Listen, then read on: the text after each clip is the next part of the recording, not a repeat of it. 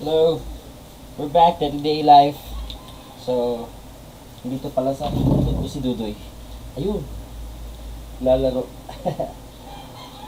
Maybe he understands bakit ako wala siya nilalaro ngayon is may ginagawa akong chores. Tama nga sila.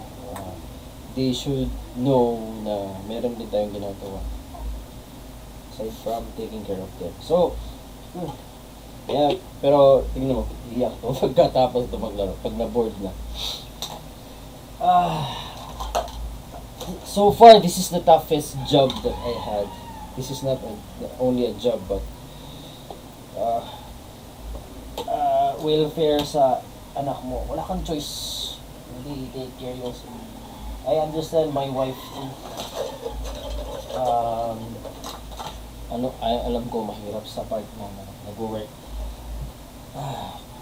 I know she wants to take care of our son. Gusto niya mag full-time mom pero hindi niya magawa kasi yun nga, we're doing our best para sa pamilya namin. Although if we are going to parang mangangapa pa kasi kami sa dilim pagka nawala yung isa. Ano isa nito?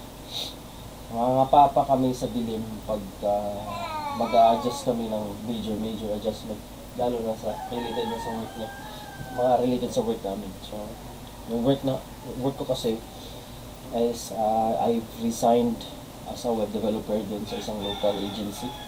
So medyo pagka nag-resign siya sa stable job niya, adjust na naman kami. Ako mag-work, okay naman, kaya ko naman pero hindi ako makaka-secure sa ganong budget namin. Parang starting basic na naman ako nito. Pero marami namang freelancing, nagfi-freelance din naman ako. So, ayun, yung mga di namin alam. So, si Lord, pinag-pray pa namin yan. Ano talaga yung conviction ni Lord, ano yung guide ni Lord, ano yung path ni Lord na gusto niya ibigay sa ating pamilya. So, we're just doing our best, not just to survive, but to take care of our son also, and to give him a brighter future. Ganun. Walang parents naman siguro sa mundo na gusto mo pahamak yung anak niya, diba? Wala yung isa. Saan kaya yung takip na ito? Saan yung takip na ito? Wala yung isa. Tignan ko lang muna.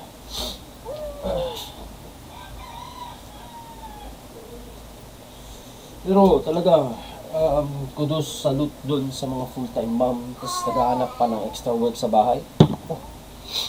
Salute. Hindi madali yung ginagawa nyo, lalo na pagka lahat inaasa sa inyo.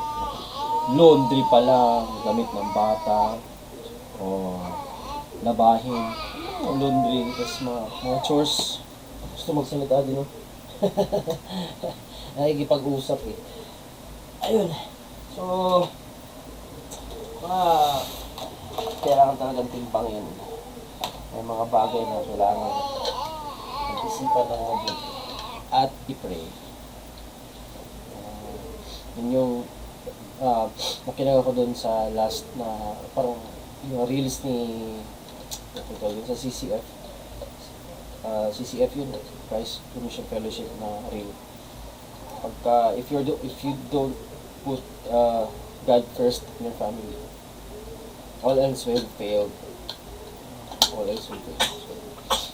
may mga direction si Lord na gusto niya i-open up sa'yo. So, trust ka lang sa Kanya. Yun yung lesson na nakuha ko. Ang ganda. Saka ito. Ginagawa ko ngayon is I'm cleaning up the bottles. Tapos na. Kanina nga, grabe, busy talaga yung election ngayon. Kanina ang aga kong nagising kasi yun, tinawagan ako ng kuya ko. May mga tawag dito sa Bisaya, ulan-ulan daw. So, yung mga politiko namimigay ng pera, so vote buying, yun, ang lalaki ng budget. Sabi ko na 4.7, wow, ang laki ah. Tapos, pag punta ko dun, nakapila na ako. Di pala ako nalista, wala pangalan ko dun, so nagkasaya lang ako ng oras. Kaya umuwi na lang ako, binigyan ako ng kuya ko, yung nakatanggap yung kuya ko. Binigyan na lang ako ng 300. Pakonsuelo. Pero, naku guys, wag niyong bibenta yung boto niyo. Or, pagapin niyo lang yung pera. Sa inyo na rin naman yan. Sa inyo yan eh. Kinuwakot lang nila. Kaya yun. Ay, tapos na. At maglilinis. Sabi ko pang ligpitin. Kailangan ligpitin. Sabi, nakakapagod talaga maging full time.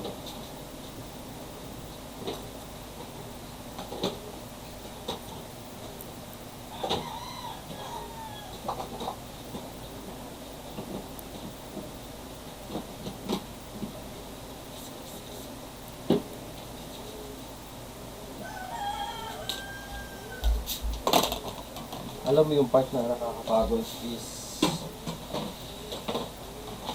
iniisip mo kasi sa work pagka nasa corporate ka 8 hours lang 8 hours lang yung work mo, di ba? Pag nagpo-full time ka 24 hours alagaan mo yung anak mo. Kahit natutulog yan, kailangan mo bantayan.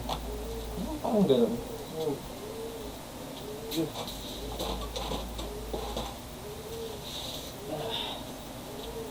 Kaya buti nga kagabi, nakapagtupi na ako ng mga damit namin. Okay, mga ligpitin na lang. Tapos ko na rin siyang paliguan. Meron pala akong video na pinapaliguan ko siya, blinak ng YouTube eh. Kasi, ano yung child policy? Hindi ko binasa yung before ako nag-upload eh. Mga terms and conditions, yung mga privacy policy ng YouTube. Kailangan ko na i-review lahat yun para ma-sort out ko. Para di tayo masayang yung oras sa pag-video, hindi naman din mag-upload, diba? So, ayun.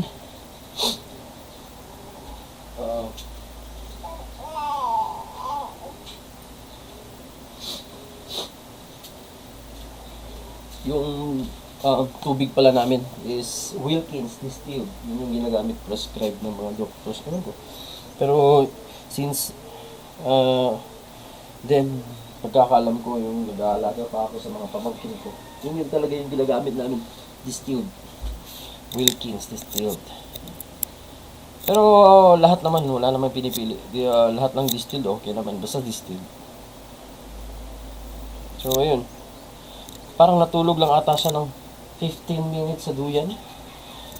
Tapos, pero pagka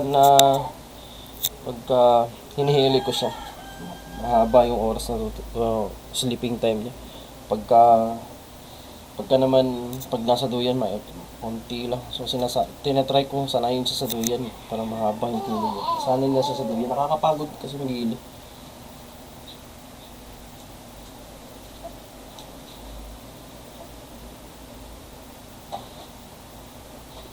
Ayun. Nasa video level ng milk. So, parang mag-a-adjust kami ng scoops ng milk ngayon kasi nagugutom na. Ang bilis niya ng magutom. Tsaka pagkatapos yung mag-milk ay umiiyak siya. Ewan ko kung hindi ba siya satisfied dun sa milk na binibigay namin o yung barf, gusto niya mag-barf pero hindi siya kagad makaka-barf. Ano ganun, hindi namin alam. Kaya try pa lang namin. Pinaka-importante dito kayo humawak ng milk o any formula. Alcohol muna kayo. Alcohol. Alcohol yan. Alcohol para malinis. Lalagyan ko muna itong mga lalagyan niya ng milk. Hindi ko pa nalinisan to. Mag-isa lang ako sa bahay ngayon. Yung mama niya wala kasi umalis.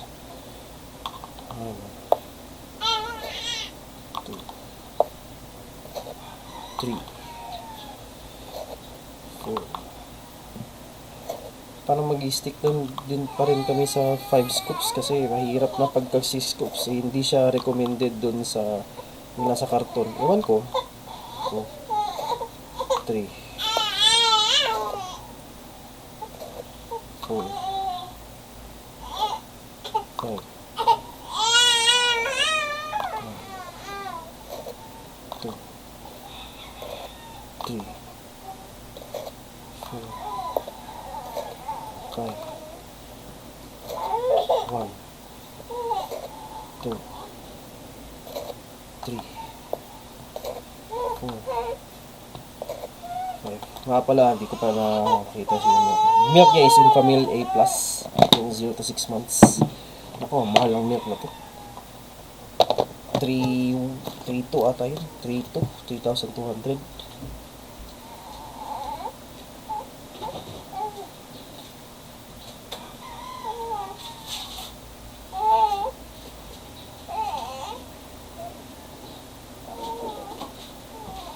Ito yung ginagamit na milk namin. Nag-Infamil A+ kasi kami. Kasi nung trinay namin prescribe ng doctor.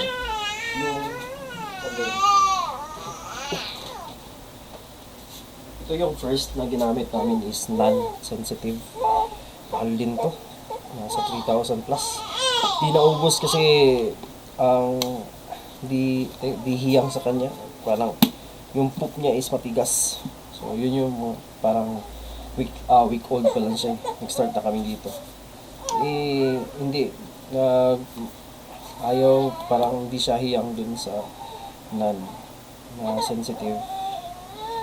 Kaya ito na lang yung ginamit namin. Infamil, mas hiyang siya dito. Ayan.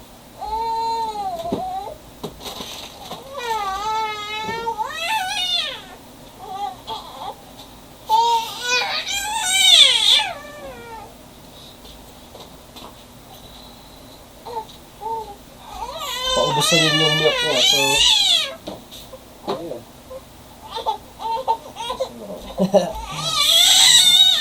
Galit na to. Galit na. So, mamaya na ako mag-scoop na isa.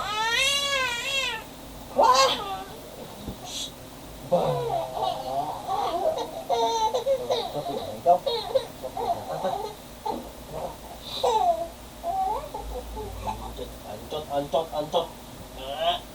Muna niya. Ano ba matulog sa luyan?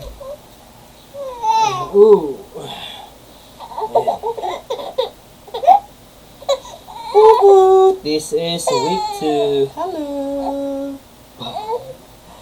Hello.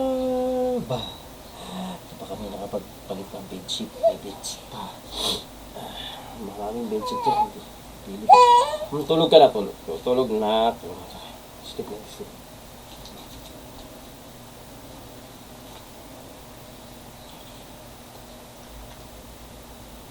Hindi pa kami kawang duto.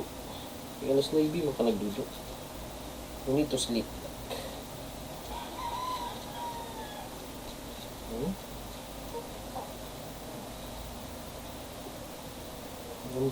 Gusto yung pagka natutulog siya sa akin, ganito yung posisyon niya. Ayaw niyang yung may iba-ibang posisyon.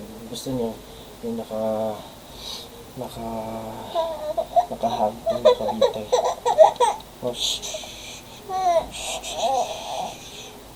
sleep na. Sleep na. Yan. So, ewan ko ba kung papalitan ko ba siya ng Daddy Day Life o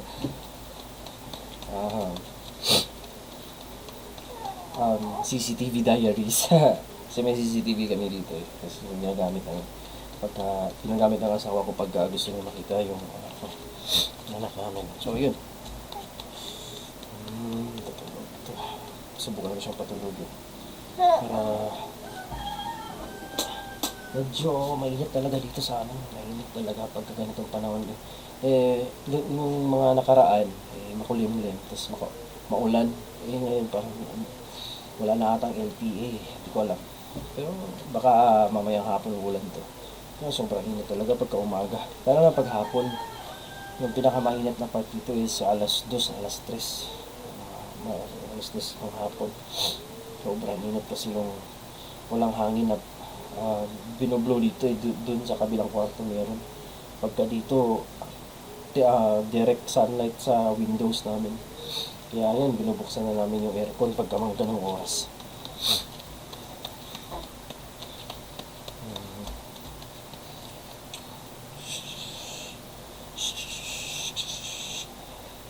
Sleep na. Sleep na. Mahaba na naman yung mga ko niya.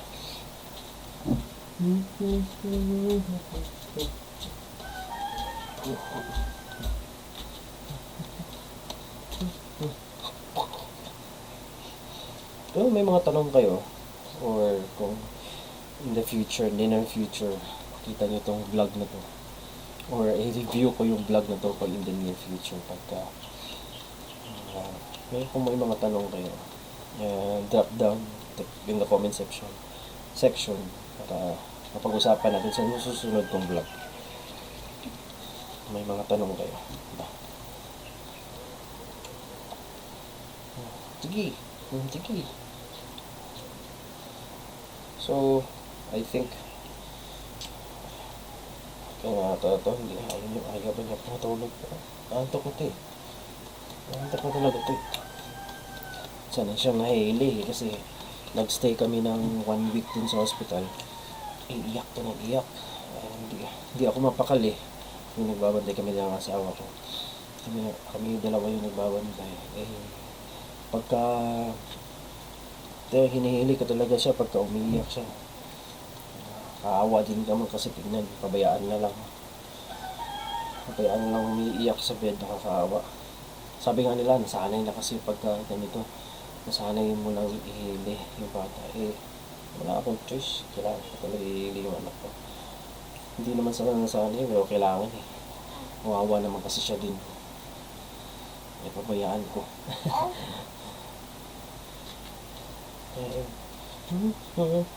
Huwag lang talaga itong spoiled kasi mapapalo ko talaga to.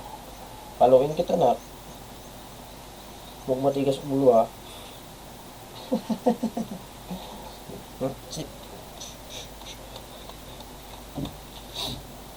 Hinakata ko sa kanya lagi.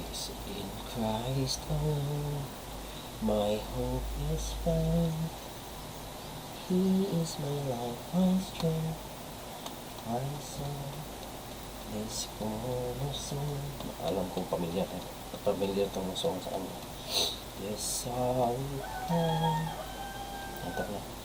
Firm through the fiercest fight and storm. At heights of love, what depths of peace, when fears are still. Gutom na ako nakakagutom pag nag-aalaga ka ng bata, nakakapagod. Ako kasi nagising din kanina, alas 3 pa eh. Sana matulog talaga, sabay na lang kami matutulog.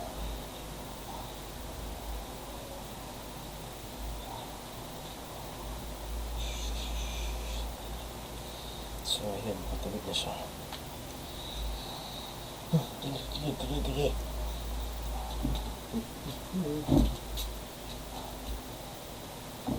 Oo nga pala, yung may binili kami na, ewan ko yung wife ko yung may idea nito.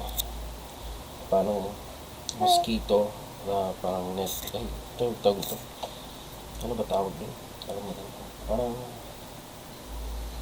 kulambo. Aesthetic kulambo din.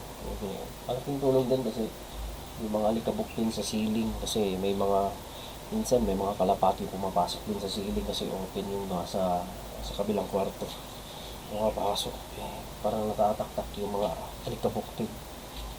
Masalamat kami kasi may roof to yung kulampong to. Ayun. Tsaka walang lamok din nakakapasok. Yun nga din, may mga problema pa din ito sa bahay. Itong windows kasi namin walang net, parang tawag doon para walang screen, para hindi makapasok mga insekto. Pero meron naman ako ni-spray, hindi masama rin kasi pagka nag-i-spray ka lagi. Kaya ayun, manual talagang nililinisan. Pagka ganitong mga maulan, hindi naman maalikabok kasi basa yung lupa, wala naman masyadong alikabok. Pero pagka yung tag-init, lalo na last month wala pang LPA, sobrang init. Tsaka, grabe, sobrang daming alikabok. Alikabok talaga. Kaya, yan, natutulog na siya. Kaya, so, gusto nito lagi nakahilig ganito. Lagi nakakarga. Pagka ilagay mo siya sa duyan, makapansin niya, yan, didilat kagad yung mata mo kapag laro. Nakakatawa to eh. Kaya yun guys bro, masyado na tayo atang mahaba, 21 minutes na. So, upload ko pa to. Bye bye, see you in the next vlog. Daddy Day Life with 2.